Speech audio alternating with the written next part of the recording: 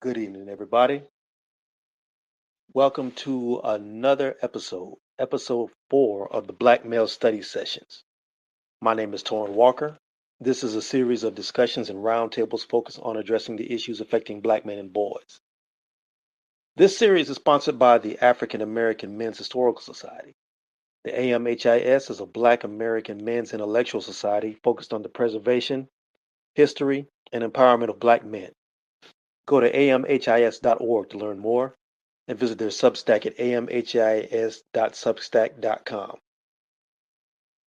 Tonight's conversation is dedicated to the revolutionary spirit of Assata Shakur, the freedom fighter who passed away on September 25th of this year in Havana, Cuba. The passing of Assata, in my opinion, signals the passing of a lot of revolutionary spirit that used to be very prevalent in Black America. And I wanted to get into a conversation about where that revolutionary spirit lies, where it comes from, and also how it was dismantled and destroyed. Asada's escape was organized and carried out by her comrades in the Black Liberation Army, and the subject of tonight's discussion is the concept of gender genocide. According to Article 2 of the United Nations Convention on the Prevention and Punishment of the Crime of Genocide, the definition of genocide means any of the following acts committed with intent to destroy, in whole or in part, a national, ethnic, racial, or religious group as such. Number one, killing members of said group. Number two, causing serious bodily or mental harm to members of that group. Three, deliberately inflicting on the group conditions of life calculated to bring about its physical destruction in whole or in part. Four, imposing measures intended to prevent births within the group. And five, forcibly transferring children of the group to another group. Around the world in recent history, we've seen these measures enacted on Jews, Roma, and Slavs in Nazi Germany, on Armenians by the Ottoman Empire near the end of World War I, and currently by the State of Israel and Palestinians during the current war in Gaza. In the United States, we've seen these measures inflicted on Native Americans, and I propose that the same conditions are right and inflicted on Black Americans, Black American men in particular, and that falls within the same category that the UN laid out. The systematic disenfranchisement, psychological abuse, and physical destruction of black males since our arrival in the United States fits the criteria of genocide as practiced by oppressive regimes throughout modern history. And I wanted to unpack that issue and get the thoughts of somebody who's done work in this field, basically in black male studies.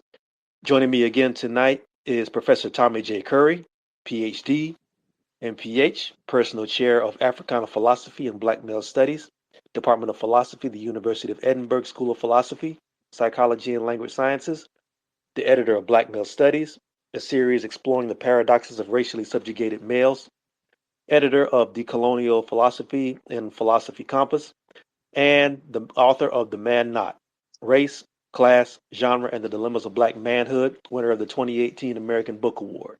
Dr. Curry, how you doing tonight? I'm doing well, sir. How are you? I'm good, and I appreciate you being up this late because I know it's real late in Edinburgh, and I know you had a lot of stuff going on. So thank you again for taking time out of your schedule to have this conversation. Brother, it's an absolute pleasure. All right, well, let's get into it. Question of the night: Are Black American men and boys victims of genocidal practices in the United States? I mean, the obvious answer to that question is yes. Um, Today, we're being confronted with increasingly racialized and misandric language that's meant to both condemn and criminalize Black men and boys. These adversarial and warlike strategies that have been imposed by Trump uh, have sought to manage Black and even to a certain extent Latino populations, alien male populations in major cities throughout the United States. Now, most recently, Trump has said that he's going to send the National Guard to New Orleans. And this, of course, means that a place like New Orleans, which has a Black population, roughly of 54%, and another place in Louisiana, my home state, like Baton Rouge, that has a Black population of 51%. We see that he's targeting cities and centers that have been historically linked to the oppression of black people and especially the lynching and persecution of black males. Now we have to think about this in context, right? Trump just came from Chicago. He came from Washington, D.C. and a recent campaign in Baltimore. And throughout all of these campaigns, there's been a deliberate depiction of black men as prone to criminality, dangerous to social safety, and in his mind, responsible for the majority of violent crime in America. Now, remember what he said in Chicago, right? That it was actually black women, right? Beautiful black women that were asking him to come. So Trump claimed that because he's trying to make the world safe, that his project, his program, his militarization of black majority cities becomes understandable because he's trying to save black women from dangerous black men. Now, we of course have black women push back on this, right? Like Representative Kelly, she pushed back saying this is not what black women want. But what's important about this is how the remarks of someone like Trump, the idea of killing or incarcerating dangerous black men still holds a very peculiar and powerful political currency in the United States. We saw the same strategies 2 decades ago when we were dealing with the myth of the super predator, right? John Duo making the same claim that you're going to have all these young black men who are born criminals that are fundamentally going to destroy the moral and social fabric of America. It's the same language that happened in the 1960s when black men were embracing the civil rights movement and black nationalism, saying that in order for black people to become free, we couldn't do it through reform. Black men were criminalized. You have psychologists saying that black men suffer from protest psychosis, that they suffer from a delusion and a break for reality. All of these strategies and history of demonizations around black males is still accumulated and active in our present day. So think about it this way. Right now, we have ongoing political discussions. And like think about all the pundits that are on social media, that are still on liberal channels, etc., talking about Trump's policies, talking about the increased militarization of American society generally, both in terms of deportation and the demonization of black men. But none of them have talked about the relationship between the masculine threat of alien males, non-white males, to white society and how that demonization of these groups of men is fueling societal legitimacy and popular support for Trump's methods. In our last session, I talked briefly about the work of Amy Randall, right?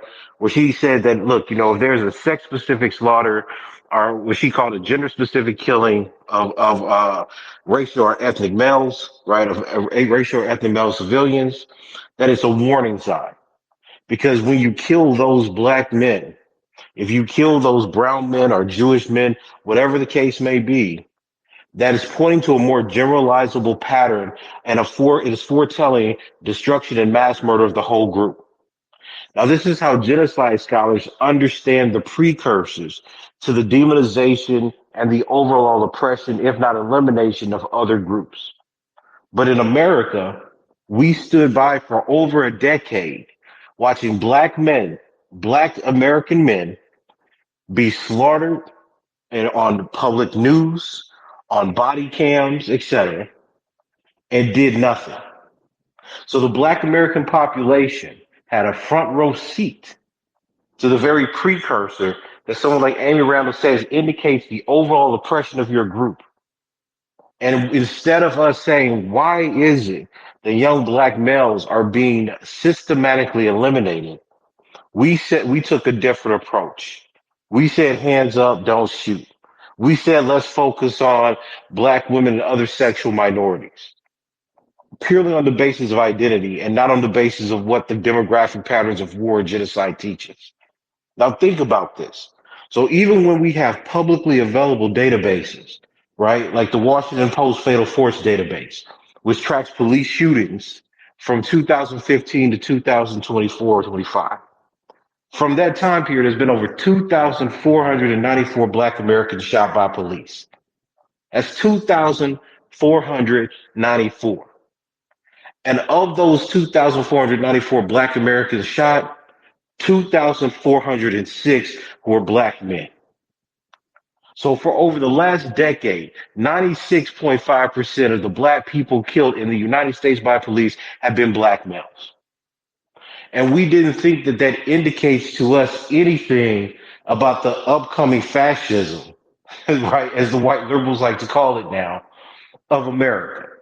We watched a whole population of black men start and didn't think it told us anything about what was coming for our people. Because our people thought they were separate from these problematic, poor black men. And this tells us something about what we think of as the revolutionary moment or the revolutionary consciousness. Today, black people separate themselves on any number of different identities and social positions. It could be sexual orientation. It could be sex or gender. It could be education. But under this administration, we've gotten a wake up call because the racism that we had largely dismissed and displaced upon poor working class black people, specifically black males, has now become the kind of haunting inspector that's condemning all black people in the United States. Civil rights are being rolled back. Gerrymandering is now being allowed. That means that our voting powers decrease. The appreciation of black oppression is practically for naught. The real oppressed minority, according to Trump, are Jews. So in a world without recognition, where you don't have white liberals safeguarding the recognition of black rights, and in many ways have put up no fight or resistance whatsoever against Trump's policies, how do we understand revolutionary resistance in this moment? You see, it was foreshadowed. Black males were the canary in the coal mine, but we ignored the signs. We chose identity politics and coalitional logics. And the effect of that is to put us a decade later, after the reign of Obama, in a political situation where we don't have any answers and where we refuse to pay attention to the ways that masculine threats and the masculinization of the black race as a danger has been used as a political currency to get white people or to convince more white people than before to support the ongoing slaughter and oppression of our people. That's not just ignorance. It's not enough to say black people didn't know. This is an at-large program that has ripped the teeth out of how we understand racism and what we understand America to actually be. And we need a course correction because no amount of us discussing the issue, no amount of us voting, no amount of us appealing to the sensibilities of the American white population is going to change the repetitive patterns of war, of societal control, of genocide, etc., that's being imposed on black people in this moment. Most genocide historians usually draw a line from dehumanization to the mass grave. In the public mind, most people think of genocide as the images that we've seen in either recent history or distant history, bodies on the street, mass graves, that sort of thing. Can you talk a little bit about some of the soft patterns and force that lead to genocide, dehumanization, miseducation, and those sort of things, the way that leads up Hmm. into the demonization that leads to death? No, absolutely, absolutely. That's a great question. I mean, listen, I think we need to be very specific about what dehumanization is and how it operates. Okay. There's a tendency, I think, within the American Academy and even in the punditry of black political commentator that thinks of dehumanization as another form of marginalization. And that's not necessarily true. To be dehumanized means that you are extricated, that you are outside of the moral community of a particular society. It is often associated with a psychological precursor uh, to place groups of biological human beings into categories of the non-human.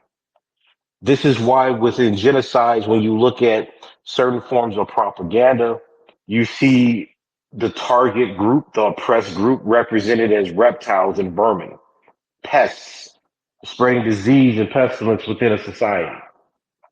And dehumanization operates as a kind of psychological catalyst for the elimination of that group because it is suggesting that the existence of one group is disadvantageous to another.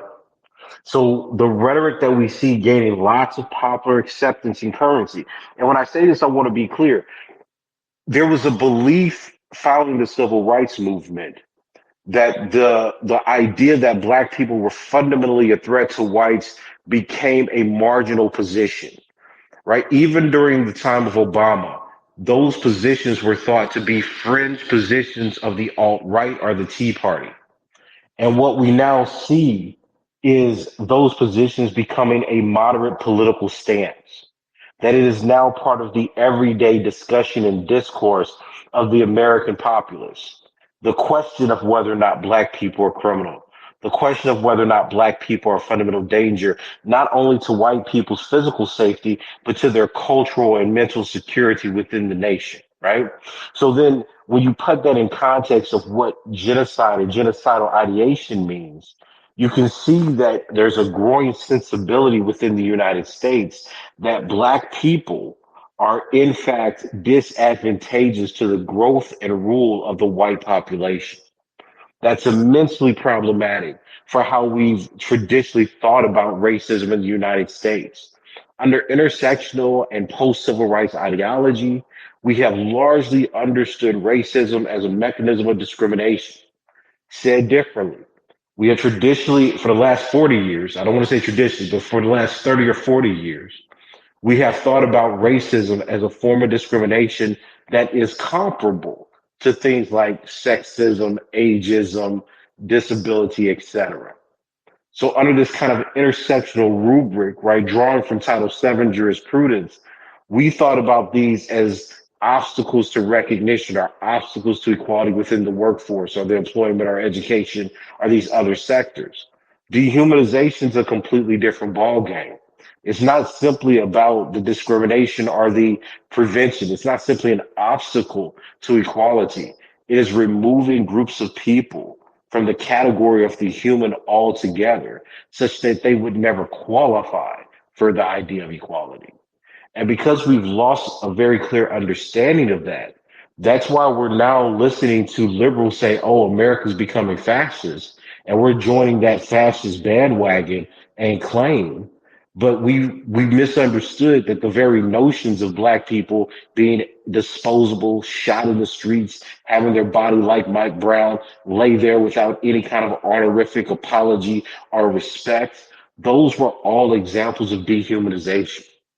So because we watered down racism from this structural, historical, dehumanizing force that viewed black people being in a lower plane of civilization or evolution than the white race and tried to be part of American society, we mistakenly thought of ourselves as human beings that had permanent rights that couldn't be taken away.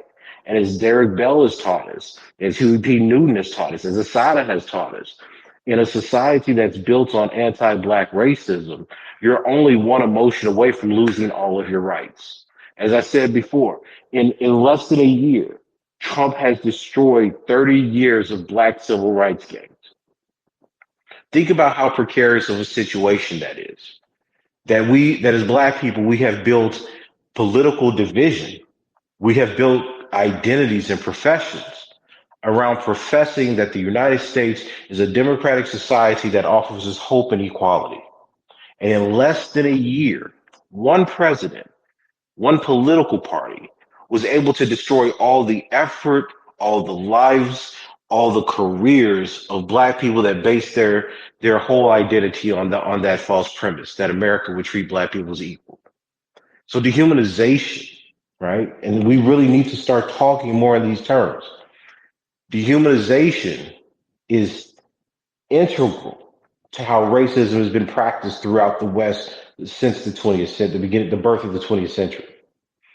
And what's most important about that is that if we recognize that relationship between racism and dehumanization, we wouldn't be talking about fascism right now, because we would have recognized that when all these black men were being killed for the last decade, this was telling us where we were.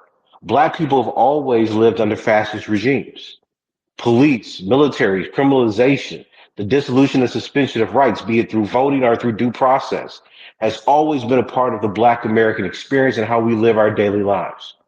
But what we have done is we've created classes of black people who get to touch, to slightly glaze over the lives of whites so that they don't experience an authoritarian regime because of their class position. And people said, no, look, that's the example, that's the evidence, that's the proof that black people no longer live in these depraved, dehumanized states. We've mistaken the small minority of black, educated, and middle class aspirant representatives as the actual condition of black people. And now that Trump has thrown us back into all the same group and category, we don't have any answers. We don't have a true understanding of dehumanization. We have not been developing theories of genocide given the condition of poverty, incarceration, extermination, and police violence over the last several decades. We've pushed reformism. And that's an indication not only of our ideological blindness, but our loss of revolution and structural consciousness. It's not an issue of the politics, it's an issue of the analysis. And we have not done a good job continuing the analysis that shows that dehumanization is part and parcel of the black experience in the United States. Instead, we've pushed this notion of a hope for integration and social mobility. You mentioned earlier the numbers and the disparity in numbers when it comes to black men killed by police and black women killed by Hmm. police. Can you repeat those Yes, numbers again? yes. Yes, those were just the numbers from the Fatal Force database by the Washington Post. It said from 2015 to 2024, there's been roughly 2,494 black people killed by shot by cops, right? Shot by cops because it doesn't take all killings into account. And of that 2,494, 2,406 were black males. So that means that roughly over the last decade, only 88 women have been shot. Black women have been shot by cops.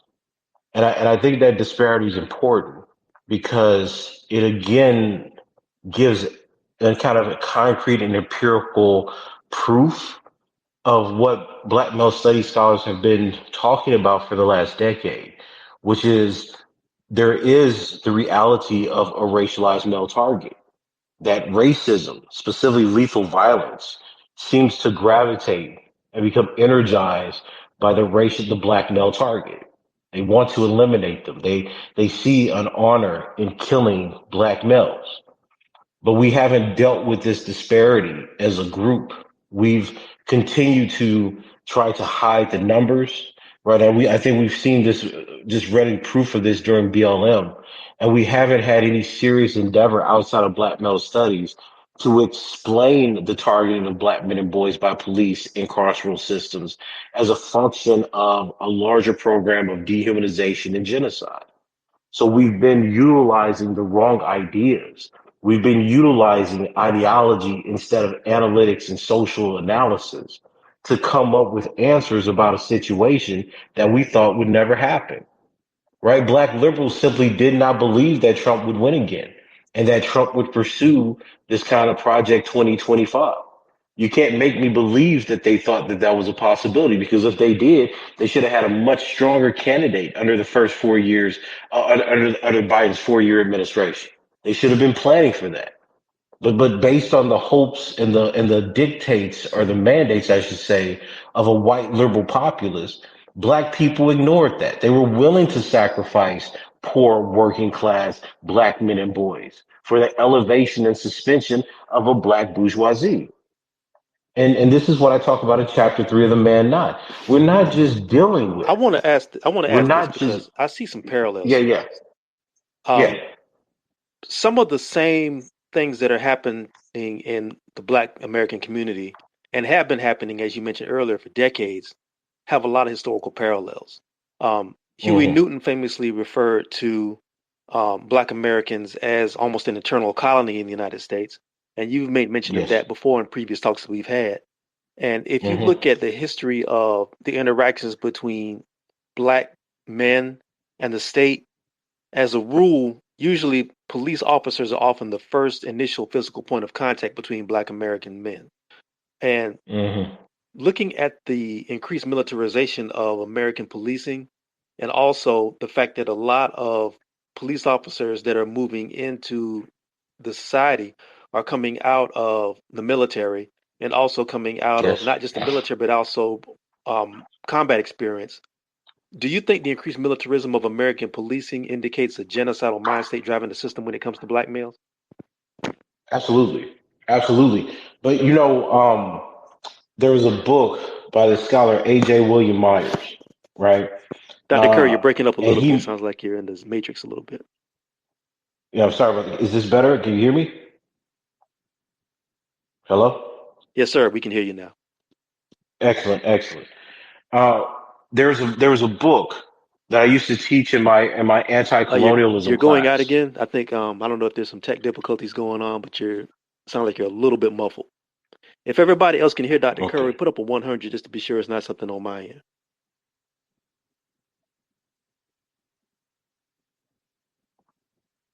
Am I coming through any better? Can you say something again, Dr. Curry? Yes, yes. Can you hear me? All right. Looks like everyone else can hear me. Yes. Excellent, excellent. Okay, 1 second. Uh, sure. 1 second, folks. We may have a little bit of technical difficulties. One moment. Okay. Okay, mic check, mic check. Um, Yes. all right, Dr. Curry, if you can hear me, go ahead. Yeah, yeah. I think everyone else can hear me. It may be on your end.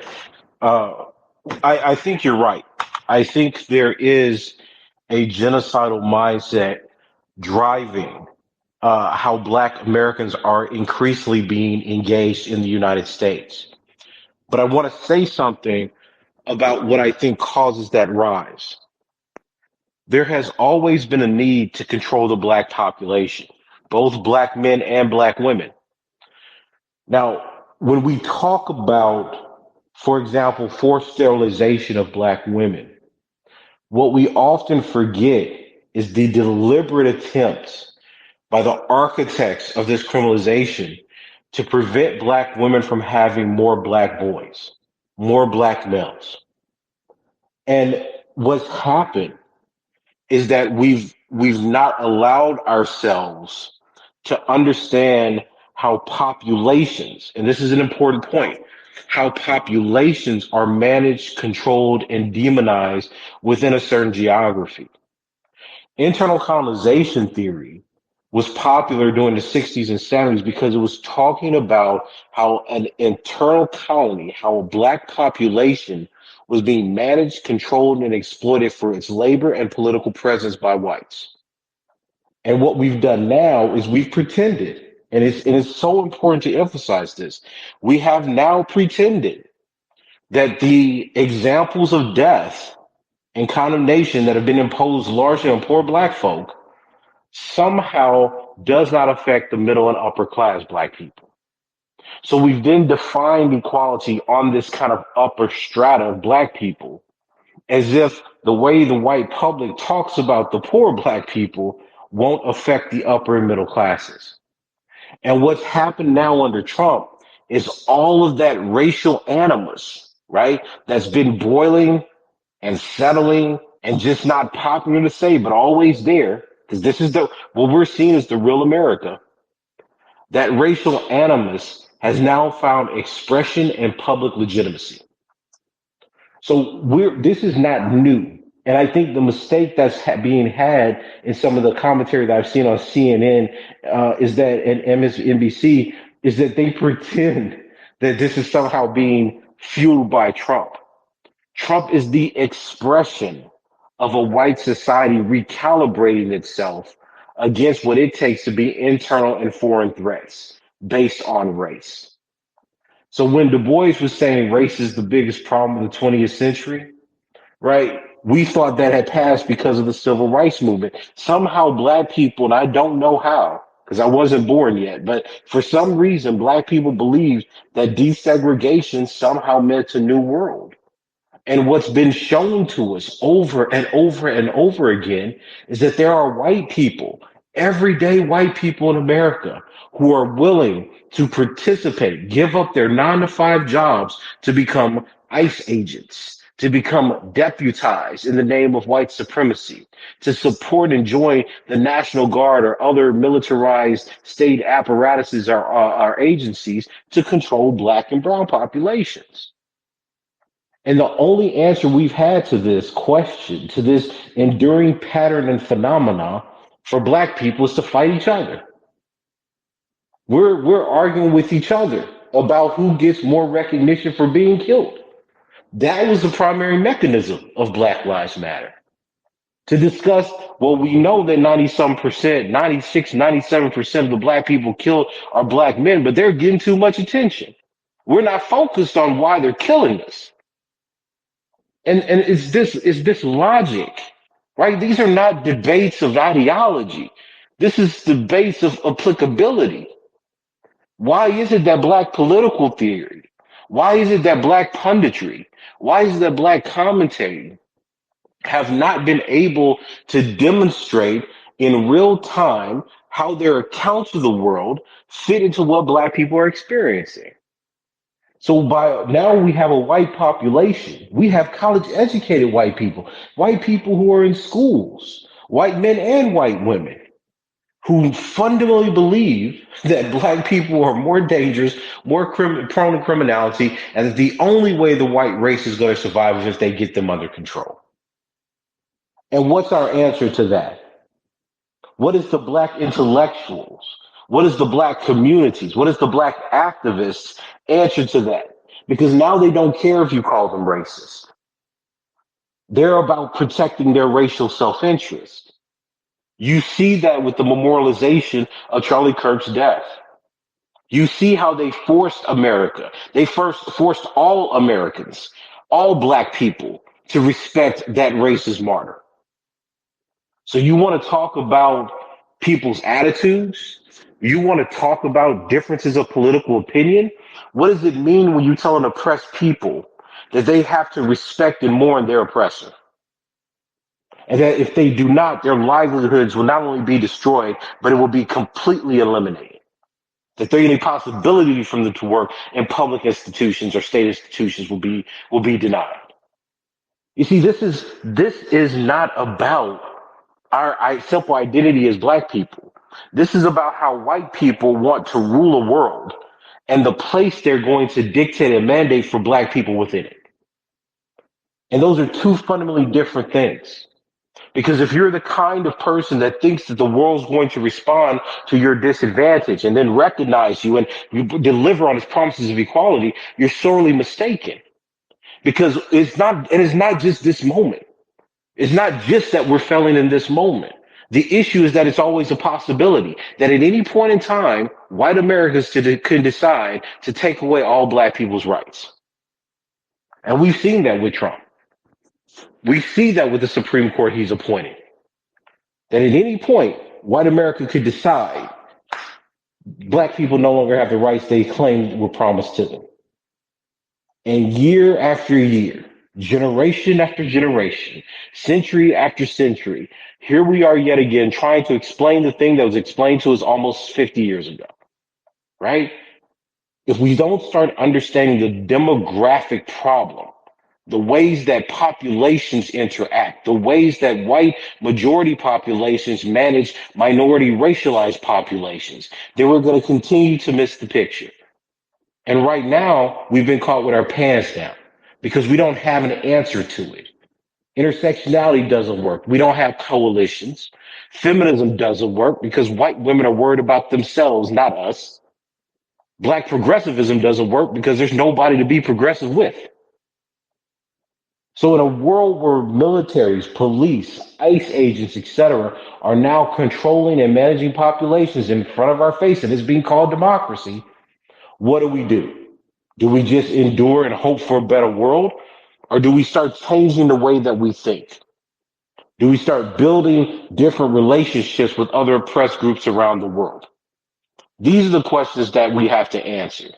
right? It's not going to be found by trying to appeal to the decadent ideas of yesteryear. And until we start getting back to the consciousness of what it means for a society to manage and dehumanize people, we're still going to be trying to fight in that old anti-discrimination civil rights language of recognition, pleading for attention, and joining with our oppressors. That day is over, right? The institutions, the power, the violence, the death of black people, at some point it has to be enough. And the older I get, the more exhausted I get, not just by white people, because you can read history and you know what they're going to do. I get exhausted by black people. I get exhausted by having to have arguments about a reality that doesn't exist. It's one thing to have an argument about how do we solve a problem. We need multiple perspectives. We need to have great, deep disagreements about solutions to the problems. But to argue whether or not the problem exists or if this is the right reality, that's tiring. We've lost far too many black people, both black men and black women.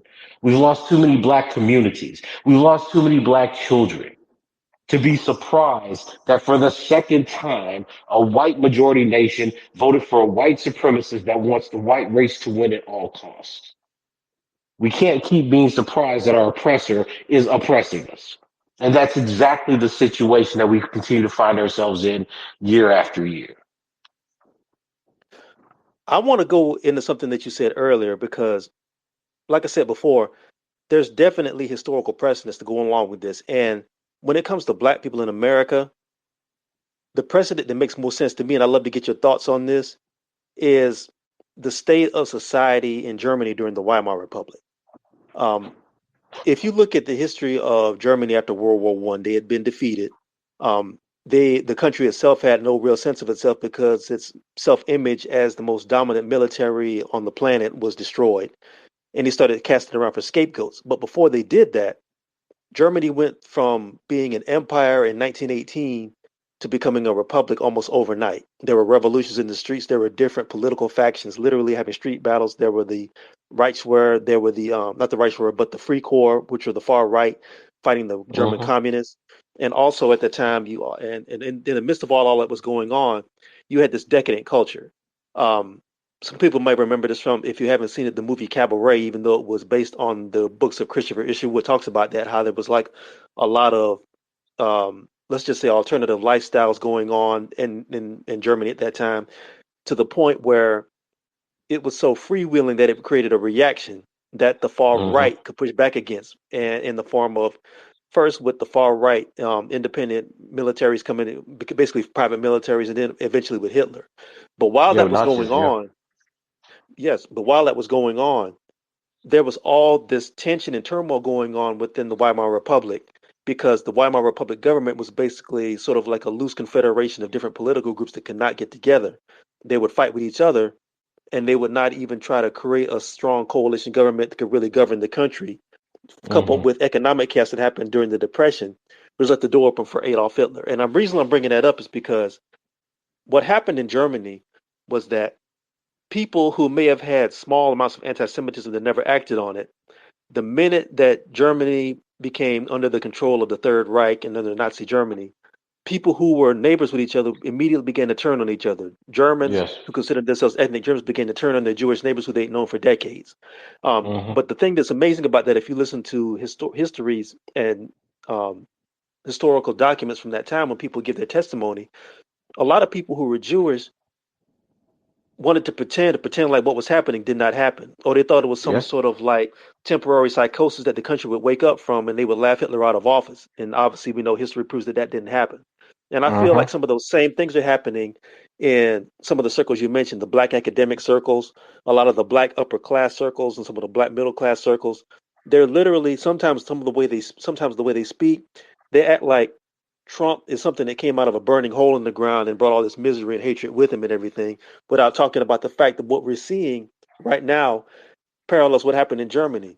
What's happening with Yeah. this administration is the culmination of things that have been brewing for decades, at least since the 1980s in America. Can you speak on that a little bit about that No, delusion that a listen. lot of people who have?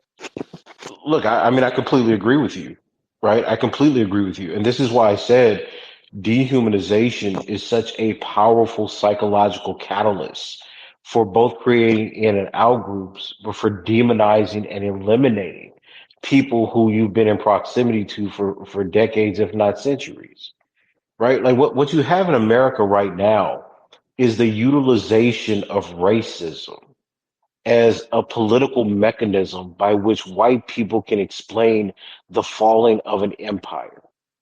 So we see that America's power internationally and domestically is falling. That America's higher education sector is probably among the worst in the world in terms of freedom of speech and academic freedom. So how do you explain that? Well, you explain it by saying there's been too much woke left rhetoric. You explain it by saying that black people have destroyed society. You say that the rule of law, that Western civilization, that democratic norms and values require strong Christianity, and that Christianity means that by God's will, we have to reinstate kind of a martial law of white supremacy in America. This is exactly what Hitler did. In fact, if you read, if this is what I always, this is why, people who discuss Nazism are interesting to me. If you read Mein Kampf, he has these dedications to the philosophy of a guy named Houston Chamberlain. And Chamberlain was a British thinker, but he was a philosopher that really supported kind of German idealism, right? He was a Germophile. And what's fascinating about that is that he had this notion of loyalty and reclaiming civilization. And he was inspirational to Hitler because Hitler talks about him as someone who understood the purpose of Nazism, which was this ability to give purpose to individuals that have lost faith in their own cultural ideal. Now think about that in relationship to Trump. Trump is arguing that the failure of America, the rise of crime, the inability of America to produce for its own people is not simply based on a material history. It's not that we're not educated. It's not that our industries can't produce or anything like that. It's the lack of vision. He believes that he is imbuing the nation with purpose. And in order to do that, you need strong white men that lead American institutions, and you need strong white women who are going to be incentivized to produce more white men. And this comes through in all their talks. It comes through in their anti-immigration and xenophobic language. It comes through in their arguments about criminality, right? You need to get rid of the Latino population because they're populating too fast. You need to get rid of the black population because they're too dangerous. You have to get rid of the Muslim population because they're not Christian. And all of this clears the way, right? And this is why white liberals are fundamentally misguided and dishonest on this issue. This all paves the way for the white race to grow and thrive without the obstacles and the pollution of other racial ideas. So yes, this is exactly what we see in Mein Kampf. This is exactly what we see in people like Spengler or Houston Chamberlain, right? It's just that we don't usually read their philosophies. We just look at the political movements. They were interested in unity. They were interested in notions of loyalty to an idea, to a purpose, to a people. And this is what America is trying to institute, right? Or really reconstitute, because it's trying to get rid of everyone to unify the white race again. And see, the white liberal, again, this is why they're just so immensely problematic. The white liberal may disagree with this, but they benefit from it. The white liberal says, I hate Trump, but they get to apply for all the jobs as long as they don't say that they're liberals. They get to live in a world that looks largely like Europe, where racial minorities, diversity, ethnicity, etc., play no effect whatsoever in government or institutional decisions. They're only competing with other white people. And if they have children that tend to be more moderate or conservative, they get the full benefits of Trump's projects.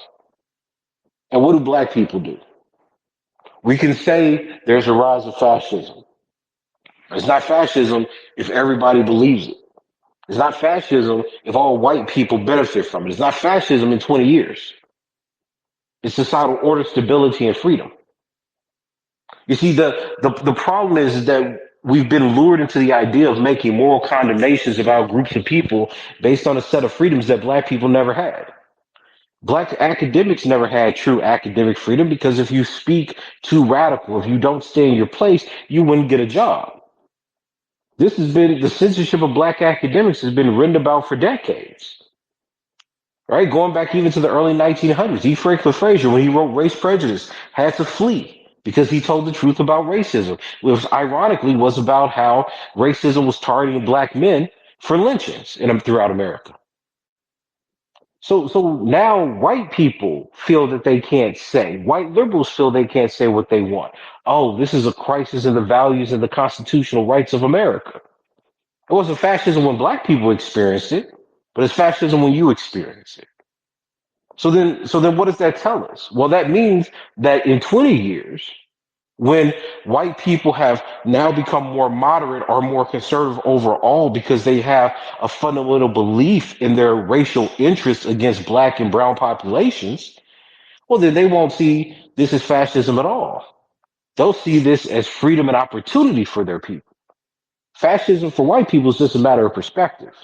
For black people, it's been an enduring condition because we're not represented or we don't control American institutions.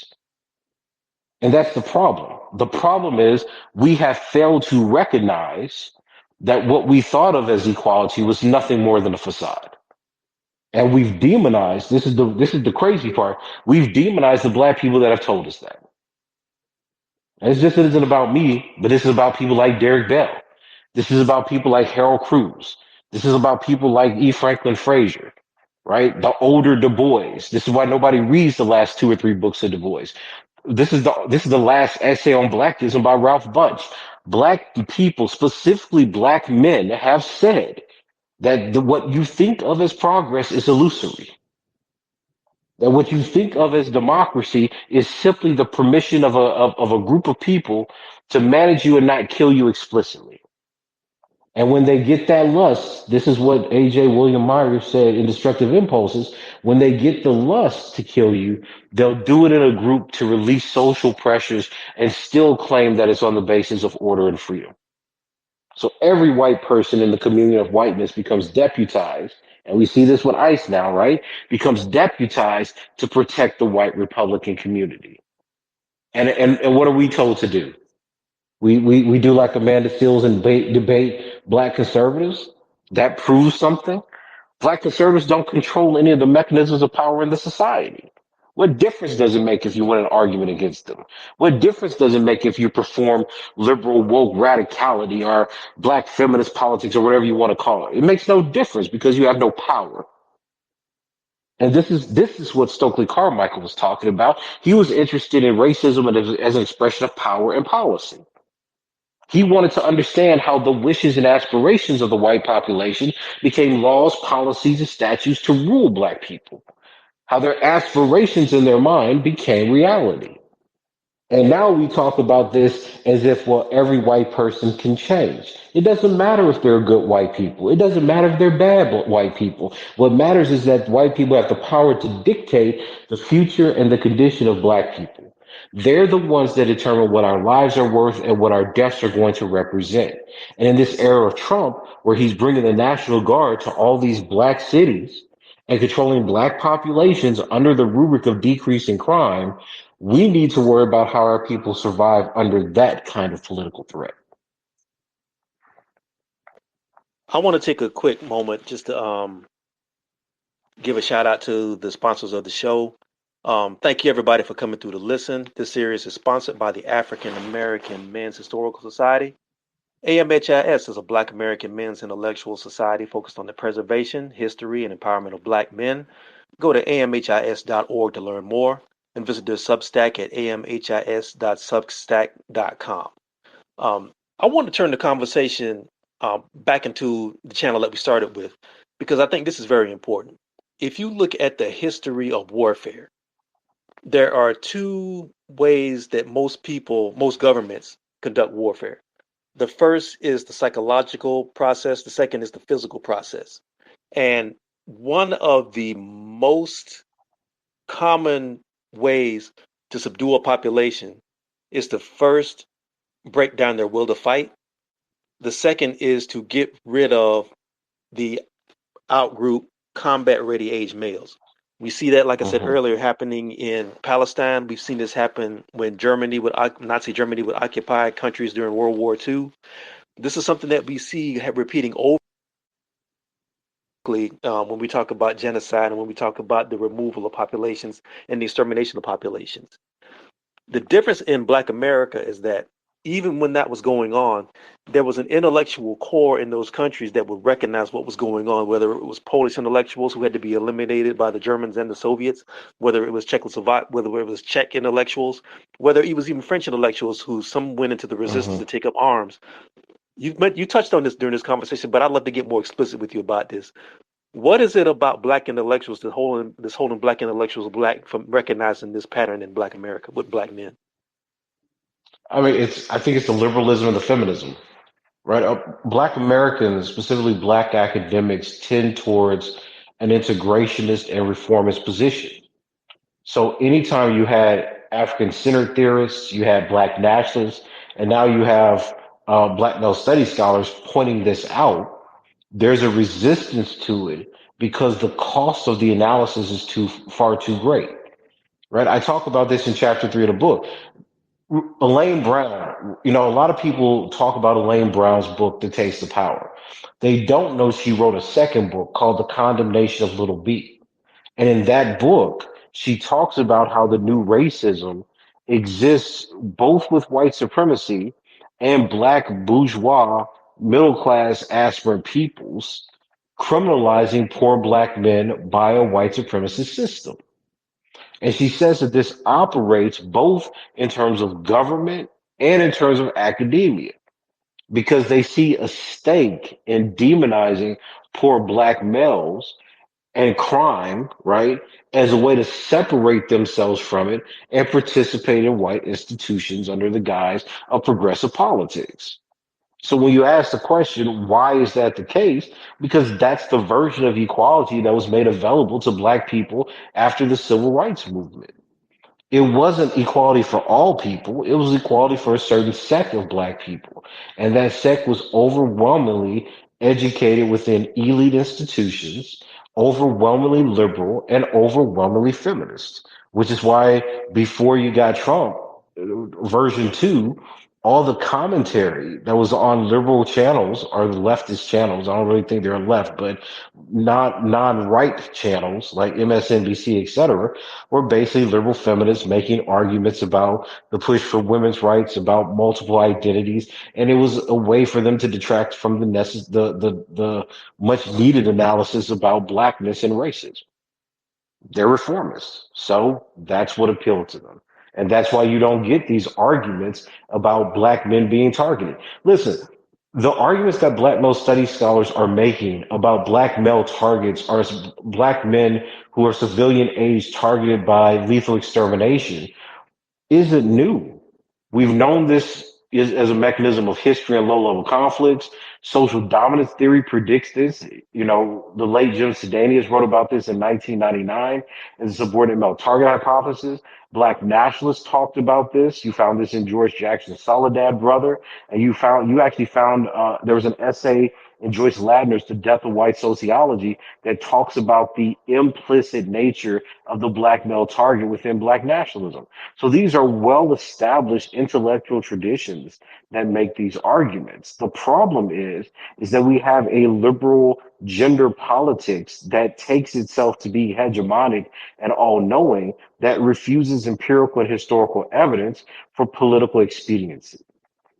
If you're a feminist, if you're a sexual minority, you are allowed more opportunities to form coalitions with white liberals because white liberals are largely afraid of black men. And in doing so, you adopt a political language of identity that allows you to participate in those systems more easily. That's what we're dealing with. That doesn't mean that those groups of black people are less oppressed. It means that they create more distance between themselves and the violence that poor black people experience. So they're able to displace their oppression and put it on lower classes. And that's been the model of equality that's been embraced in the United States for the last several decades.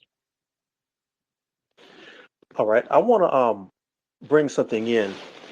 In December 1951, an activist group named the Civil Rights Congress presented a paper to a meeting of the United Nations in Paris. The title of the paper was We Charge Genocide, and it accused the United States government of genocide based on the criteria laid down in the UN Genocide Convention that I mentioned at the top of the show. The document cited lynching in the United States, as well as legal discrimination, disenfranchisement of Black Americans, police brutality dating up to the present day at that time in 1951, systematic inequalities in health and quality of life. The document's central argument was that the United States government is both complicit in and responsible for a genocidal situation based on the UN's definition of genocide when it comes to Black Americans.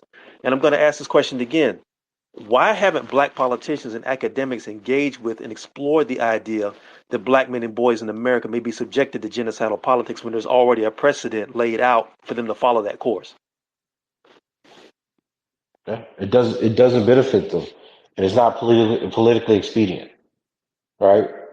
I mean, the research shows that political initiatives in America that do not center black males tend to be more popular with white liberals. That's the reality of the situation. That's what we saw with BLM. So you're not going to get a centering of the deaths of poor working class black men and boys as the basis of any political movement because it will sever ties with white liberals. And again, this is the version of equality that has become prominent in America over the last 20 or 30 years. People don't want to form coalitions with black men. You notice that within all the coalitional arguments over the last decade or so, they all focus around the disidentification of maleness and blackness. Blackness is just a modifier for other groups.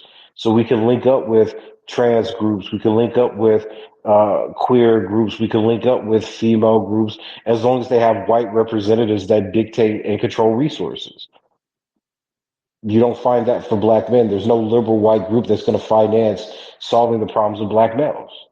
And again, this is why I said we have to start thinking better about how the black leadership class and the black political class disassociates themselves from black males who they consider to be a problem population. And that's the part that's not ringing through, right? There's so much resistance to doing anything to help black men and boys in this country even stop their deaths because they are a dehumanized population. And what we see constantly under the Trump administration is the mobilization around draconian policies and militarized might against this group of people.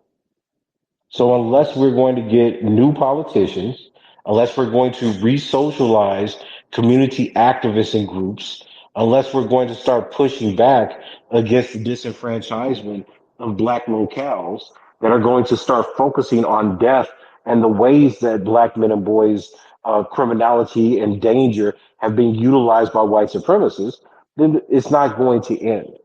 These are these are not mistakes. That's what I'm trying to communicate. These are not mistakes.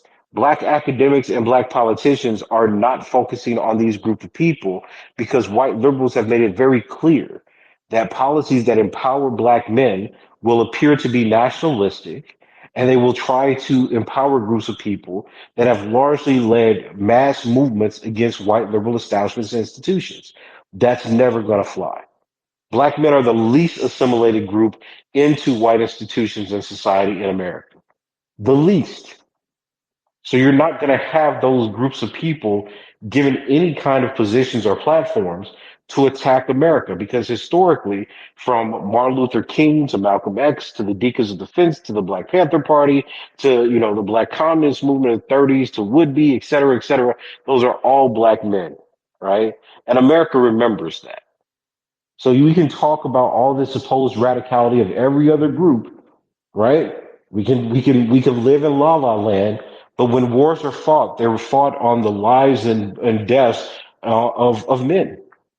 You know you've won a war because there's a mine, a field of slaughtered men, and that's what happened. Real quick. Again, why haven't Black politicians engaged with and explored these ideas we've been talking about over the past hour or so?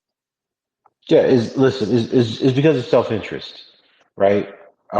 If you side with black men indicate that American society is still vehemently racist. They've been one of the least assimilated groups, and because they've been one of the least assimilated groups, that means they have much more pessimistic views about how Black people actually thrive within America. So, Black politicians, Black academics are going to choose political ideologies that allow them to interact with white coalitions and white liberals better. And remember, this was a problem in the civil rights movement as well, right? I mean, this is something that Michelle Wallace actually talks about in the Black Macho, which was that there was the physical attraction that white women had to Black men, but in terms of political coalitions, those two things couldn't align, right? I mean, this is exactly what Stokely is arguing about with Martin Luther King.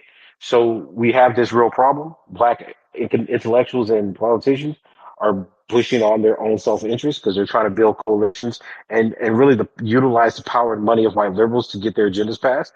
It's not going to be an issue.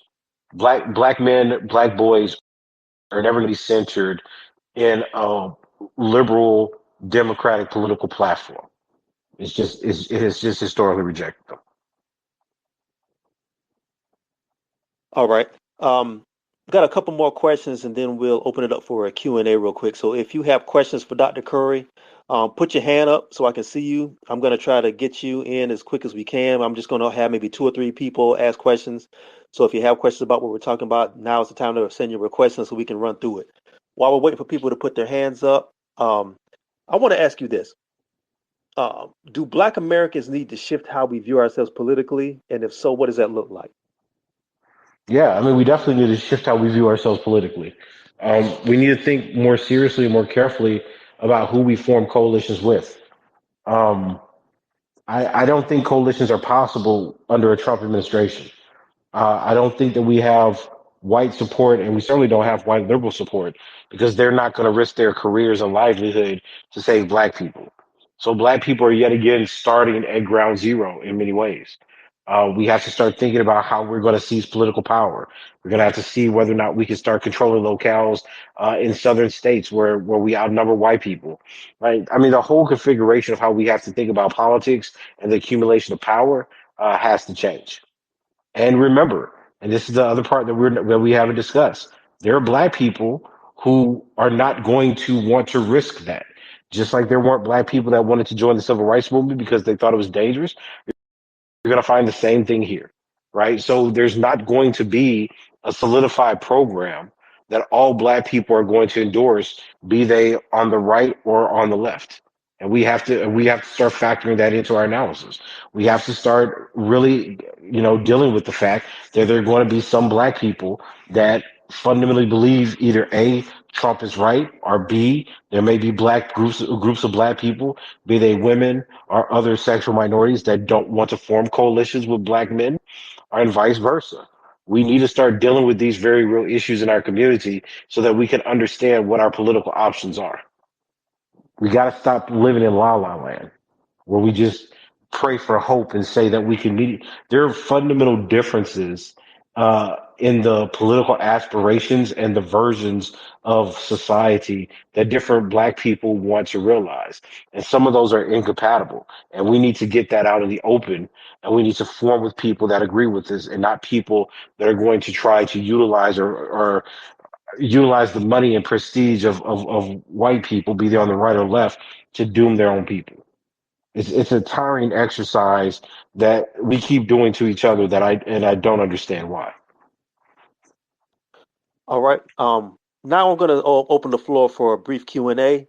We got a couple people who I already know we're in the space, and I'm going to let them have the microphone. First, I'm going to go to Pedagogy in Black, Rennie Toure. Microphone is yours. What's your question for Doc Curry? Yo, what's going on, y'all?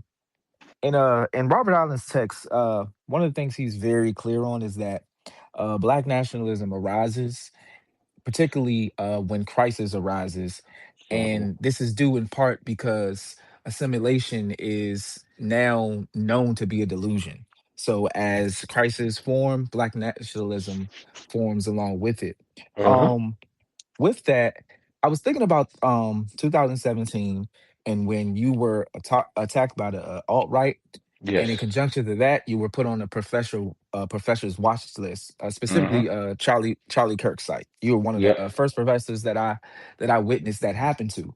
But at that time, there didn't seem to be a moving around, uh, watching out, or particularly looking at what was happening to you. I do know that there were academics who came out and did support you, but there was also this wave of academics who kind of ignored it because as long as it wasn't happening to them, it almost just wasn't happening. And it Hmm. seemed to be something that foreshadowed what's happening now with so many academics, black academics specifically, being doxxed, so many black academics losing. And in some ways losing their professorships. Hmm. And so I was kind of wondering with this question of like black nationalism and how it arises in moments of crisis. Do you predict or do you see, because I know you touched on it a little bit, do you see this sort of forming of more unity now that we are in this precedent where Trump is sort of really going after these university professors? And if not Trump, his acolytes are going after them. And how would you say, how do you feel personally about that on the one hand, about the fact that this happened to you? You were attacked by these group of people, uh, but many of them just kind of stood by because you critiqued feminism and they saw, that as par for the course. And now a lot of this is starting to happen to them. I mean, that's a good question. I mean, I'll start with the first question around, do I think it'll bring more unity? For some people, yes. I certainly think there's going to be an increase and a refocus on race and racism as the basis of the Black experience. Because the other identity intersections, if you want to call them, are not going to resonate with white liberals. So everybody's basically going to be stuck in the same position, just like Jim Crowism. Everybody's going to be defined by black, regardless of your education, class position, sexual orientation, religion, etc. So I think that that's going to happen, right? In terms of the academic policing and people losing jobs, like I mean, listen, I mean, there's an old podcast I did where I literally said, listen, these things don't get better, they get worse, right? And you're right. Like there were lots of black academics that supported me, both black men and women, you know. But then there were really hateful black academics who were liberals or feminists who didn't support me. Who were, I think one person actually said either on Twitter or sent me a message saying good riddance or whatnot, or, and, that's what I mean. Black people operate in a world where if you don't believe what the next person believes, then you're a bad person. And I've been very vocal about this. When you look at the Black Academy, we don't have an exchange of ideas, right? You basically have groups of people who say intersectionality's right, liberalism's right, etc. And these are the people who are largely employed and endorsed by white liberals. And if you deviate from those views, it's unacceptable. So we've never lived in a free exchange of ideas. So when you get people that say, well, look, he's a radical and he's a nationalist or he's supporting black men or what I mean, who knows the title they use, you're not going to get their large endorsement. And that's just how the Black Academy works. I mean, I've traveled all over the world now. I've presented through, practically every corner of the world besides Asia. And practically every other group of people still embrace public debates. I just came back from the How the Lights Get In festival and nobody agreed, but there were civil debates about disagreements. That is not the political culture that we have or the intellectual culture that we have in the United States. And how I feel about it personally, I mean, look, part of me, I mean, this is what's interesting. When I was attacked, there wasn't a large scale movement for professors because I was one of the first people to be attacked. I think at the time, because I was still younger and I had just been promoted to full, I was worried about my career, like I think anyone would be. But one of the effects of that attack was it let me know how well regarded I was outside the United States.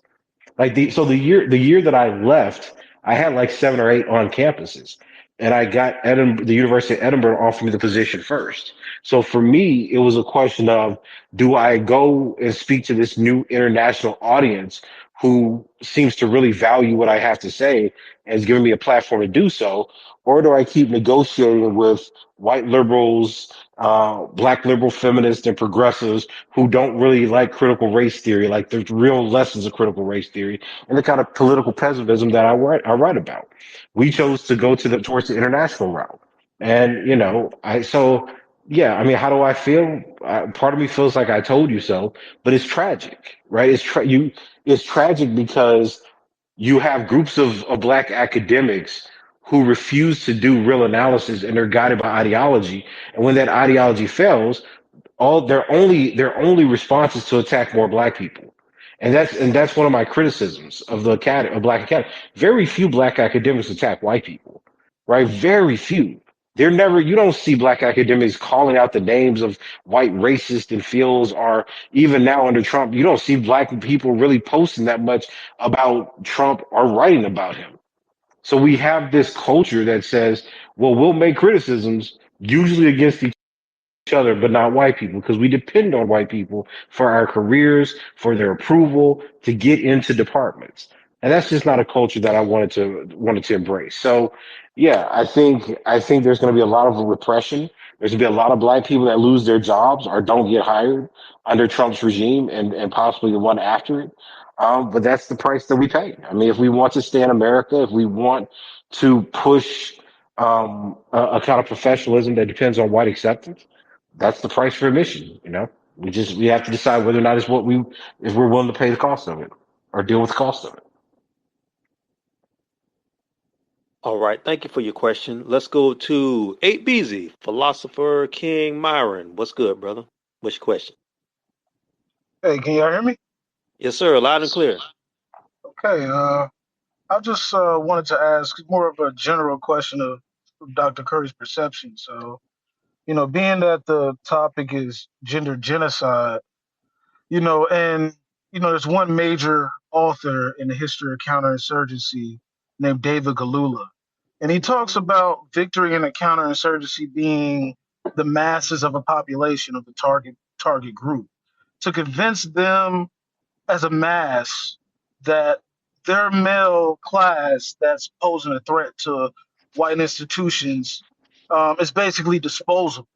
Hmm. Um, and I think I've heard you make this argument about the black academic class functioning in this way. But I Hmm. wanted to know if you see that in general, like cultural commentary or even other non-academic type of writing or cultural expression. And what do you think the consequences of that is for us in this time when, male criminality is being used as a justification for occupying black areas in the United States with the military? Yeah, well, look, I mean, I think it cuts across boards. I mean, there's such a close link between academic work and social policy, right? So even you've heard me lecture on and on about subcultural violence theory, but I mean, you had those debates among academics, and then Lynn Curtis put that into practice. I think it's the same thing, right? If you convince a group of people that their population or the men of their population are devious, criminal, or with a compensatory masculinity, they're weak and they're going to use violence to harm others, then you're going to buy into the justifications for disposing of them.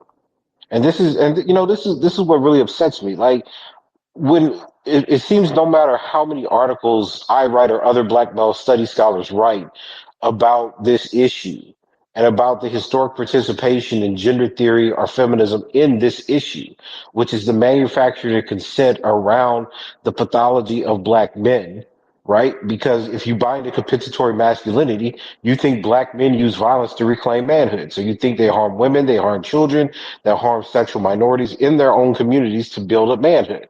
This is a really decadent white theory, and we've shown that time and time again.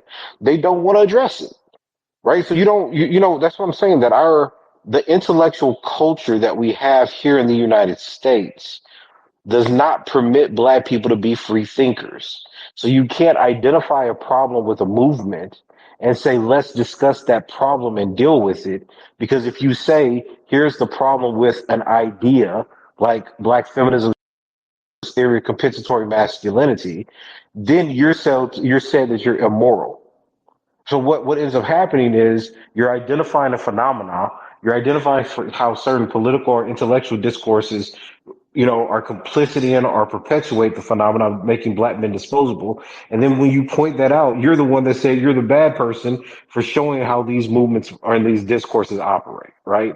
So yeah, I think it's all connected. I don't think it's just academic. I think it goes down to the level of policy, but there's tons of different actors. I mean, I think that this is something that's spread through pop culture, is spread through news, is an indoctrination of the public at large, including black people, uh, that would believe that black men and boys are dangerous and they have to be eliminated or confined for the betterment of everybody. And unfortunately, until we get to the point where we believe in all black humanity, we're not going to be able to solve this problem. So I think that the future, it's a very dim future in the sense that there will be lots of casualties and there will be many more black people, especially black men that suffer before we can jettison this idea because so many people have built political and academic careers around it. All right, Myron, thank you so much for your question. Um, let's go to Dr. Tony Gaskew, full professor of criminal justice at the University of Pittsburgh. Always a welcome guest on my spaces and on my shows. Um, Tony, welcome. And what's your question for Dr. Kerr? I know this is one of your fields. Yeah, fantastic. And it's always great to talk to Tommy. Me and him shared some dialogues a few days ago, so I'm glad to see he's back in the States for a few days anyway. So, Tommy, here's my question. Yes, As, sir. as we both know, this past week, it's been amateur hour on social media.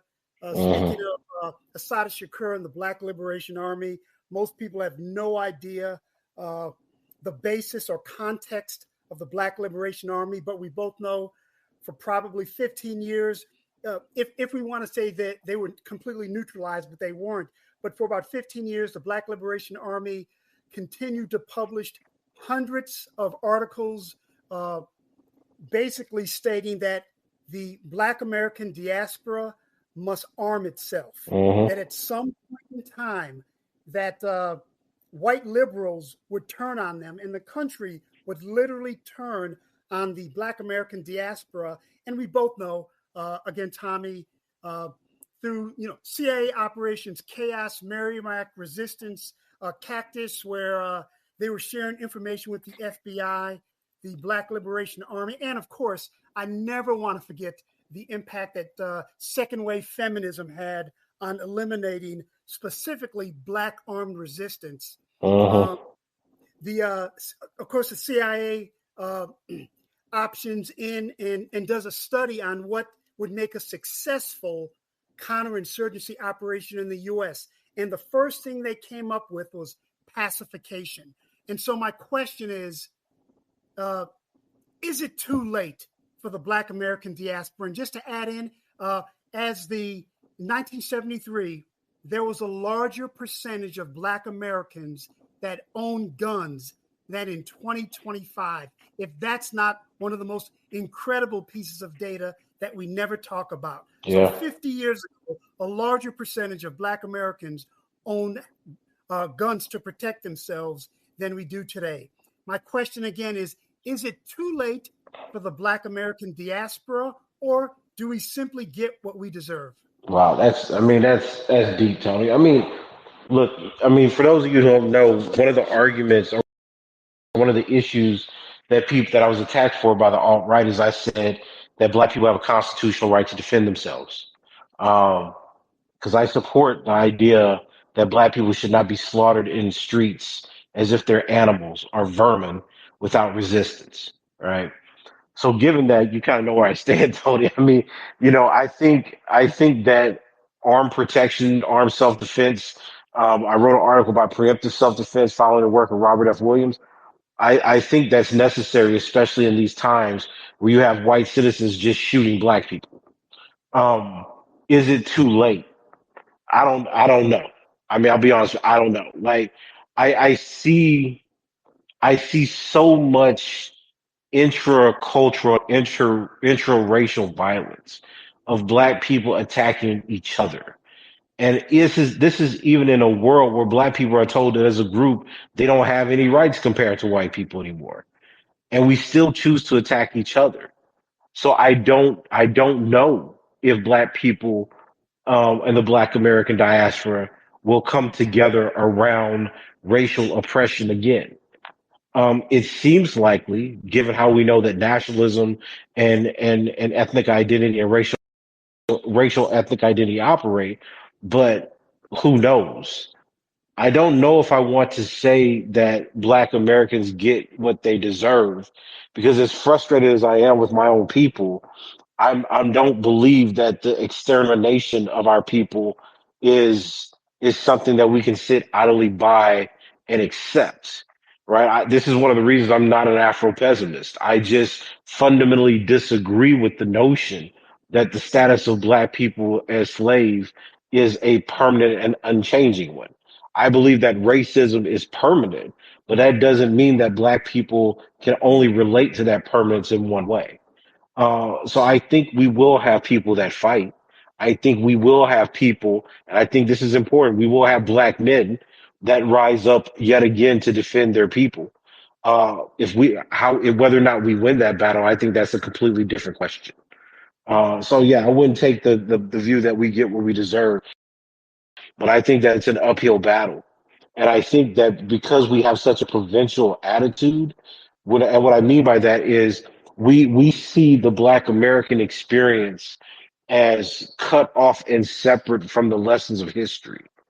We don't look at how other populations have been exterminated, managed, etc. So we refuse to learn and educate ourselves in new ways of thinking. And for me, having traveled and seen how various groups of Europeans hate each other, to see how the Irish hate the British, how various European groups hate each other within Europe, and how they try to build nations and community around that, we can learn from that. We can learn how to repair our people, but it's not going to come from imitating the identity politics of a white liberal, ruling class. It's going to come from us deciding how we define history. Like this is what happened with Charlie Kirk is a good example of this. Do you see how they used his death to create community? He's become a figure, a martyr, right? For white people, not only in the United States, but they had rallies for Charlie Kirk in London.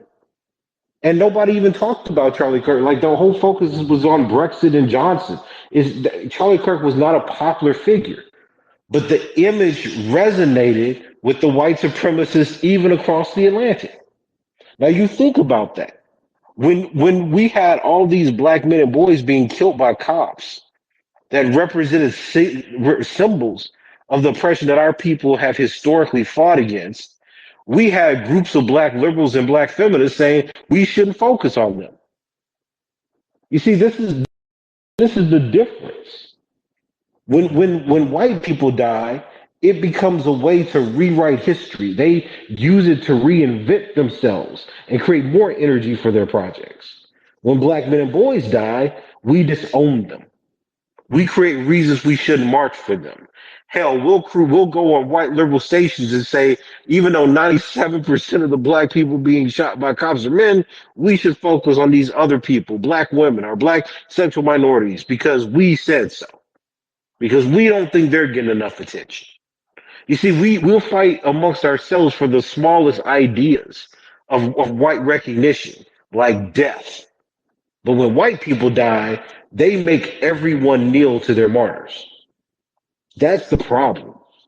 That's the difference between what symbols mean to an oppressed group versus a group that's trying to take power. Right? And I think we have to start reckoning with that. We can't remain a slave to the whim of other people's desires are for the eternity. Right?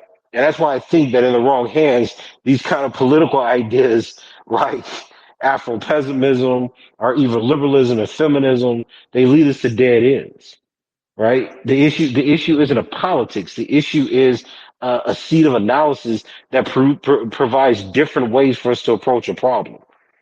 Right? And I think that's what Derek Bell was trying to do. I think that's what Afrocentrists were trying to do. I think that's what Black nationalists were trying to do, which is why people like Sylvia Wynter said that it's from Black nationalism that we get the idea of a new human. right? That part is completely eliminated in people's attempts to reclaim and revitalize her work because they want to read her in an identity politics and feminism that she didn't claim herself. So what we need are systems and intellectual traditions that are generating new thought for us to imagine different ways to form community, for us to imagine different ways to build connections to other Black people throughout the world. And we're not going to get that if we stay beholden to white liberalism. All right. We're going to start rounding it down, and every time we had these spaces, I want to close out with solutions. So, Dr. Curry, do you see any solutions or ways out of the things we've been talking about today? Man, listen, I mean, it's like I said, I mean, we have a wave of violence coming towards us, right? So the first solution is how do we survive that, right? The first step towards the solution, how do we survive the incoming wave of criminalization, and the National Guard that's plaguing Black cities? Rights are not going to necessarily be the language that we have to use. We're going to, of course, need lawyers that are going to fight for our right to organize, our right to associate, our right to be free from this violence. But I don't think we're in a political climate where that's going to respond. So again, concrete organization, community formation, and discussions of armed self-defense are going to be the first. I think the first concerns we have to worry about with National Guards coming into predominantly Black cities, and from that, hopefully, other political commitments can grow. But I'm not optimistic about it. I certainly think it will happen, but I certainly can't trace the path right now of what that's going to look like. All right. I think that's where we'll put a pin in it for tonight. I want to thank Professor Tommy J. Kerr for taking time out of his schedule, especially with the time difference and everything. I appreciate you coming through. Always excellent conversations when you come through. I want to thank all the people on the Q&A who came through to ask some very good and valid questions. And I also want to thank everybody who came through to listen, even through the technical difficulties. Like I said before, I haven't had. Not right now, man. I mean, we're still trying to do some things with black male studies as an anthology. We're working on some projects looking at black male studies and the criminal justice system. There's a lots of projects that lots of different black male studies scholars are working on. So I think right now, black male studies is making an active contribution to pointing out these patterns of counterinsurgency, like Dr. Gilmore's doing, pointing out misandric aggression and just the conflict between populations, or racism is kind of a warlike state. And I think that, over the next 2 or 3 years, you'll see this, growing more and more on both sides of the Atlantic. But given what's facing Black Americans, my hope is that we can actually start getting real analysis out so that we can solve problems. I think that has to be the foremost point of where we are right now. All right. So thank you for that. Again, thanks to everybody who came through to listen to part one of the conversation and now part two. This series is sponsored by the African American Men's Historical Society. Once again, the AMHIS is a Black American Men's Intellectual Society focused on the preservation, history, and empowerment of Black men. Go to amhis.org to learn more and visit their Substack at amhis.substack.com. The replay will be up tonight. Also, if you want to hear the full conversation with timestamps and everything, it'll be up on YouTube. I want to try to get this out as soon as I can, probably Friday morning, and I'll send the links out over here so people can check it out. So again, thanks so much for your support. Thanks to everybody who came through to listen. This has been episode 4 of the Black Male Studies Sessions, Gender Genocide. Y'all have a good evening. Enjoy the rest of your night. Y'all take care and be safe. Peace.